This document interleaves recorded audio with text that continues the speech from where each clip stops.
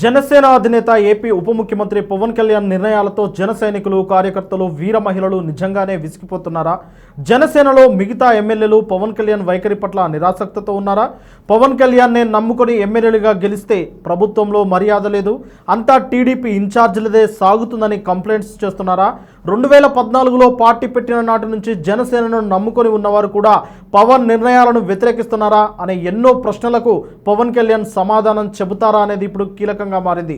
అందుకే వైజాగ్ సభ వైపు రాష్ట్రమంతా చూస్తోంది.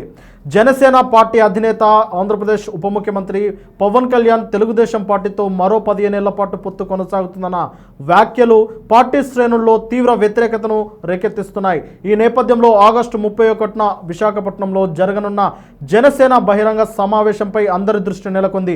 ఈ సభలో పవన్ కళ్యాణ్ ఏం మాట్లాడుతున్నారో అనేది ఆసక్తిగా మారే అవకాశం ఉన్నది. అది పార్టీ కార్యకర్తలతో పాటు రాజకీయ విశ్లేషకుల్లోనూ నెలకొంది. 2014లో జనసేన పార్టీ స్థాపన నాటి నుంచి పవన్ కళ్యాణ్ నమ్ముకున్న కార్యకర్తలు, నాయకులు, వీర మహిళలు ఆయన నిర్ణయాలపై నిరాశతో ఉన్నారు.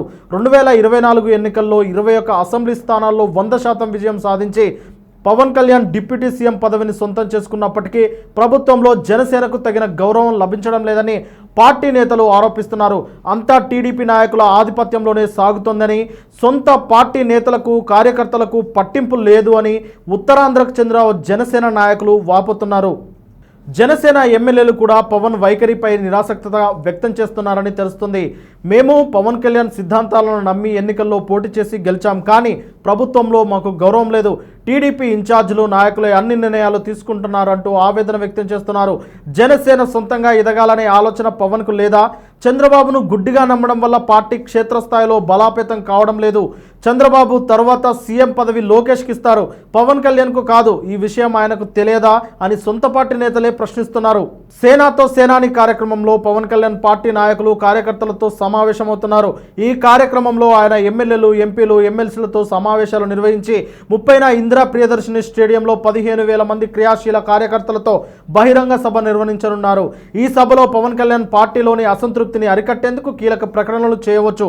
విశాఖ స్టీల్ ప్లాంట్ ప్రైవేటీకరణ, కూటమి ఐక్యత, పార్టీ బలోపేతం, తెలంగాణలో జనసేన వైఖరి వంటి అంశాలపై ఆయన స్పష్టత ఇవ్వనున్నారని అందరూ భావిస్తున్నారు.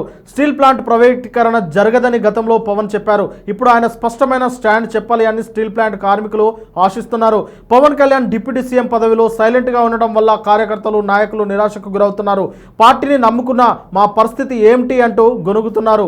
ఈ సభలో పవన్ కళ్యాణ్ పార్టీ కార్యకర్తలకు కొత్త ఉత్సాహాన్ని, దిశానిర్దేశం చేసే ప్రకటనలు చేయకపోతే జనసేన భవిష్యత్తు మరింత గందరగోళంలో పడే అవకాశం ఉందని విశ్లేషకులు సైతం హెచ్చరిస్తున్నారు. ఈ సభ జనసేన నాయకుల భవిష్యత్తును నిర్ణయించనుంది. పవన్ కళ్యాణ్ తన సిద్ధాంతాలను, పార్టీ బలోపేతానికి సంబంధించిన యాక్షన్ ప్లాన్ను స్పష్టంగా వెల్లడిస్తేనే అసంతృప్తిని అరికట్టగలరు అని రాజకీయ విశ్లేషకులు అభిప్రాయపడుతున్నారు. చూడాలి మరి ఆయన ప్రసంగంలో పార్టీలోని అసంతృప్తిని తీసేస్తారా లేదా అని.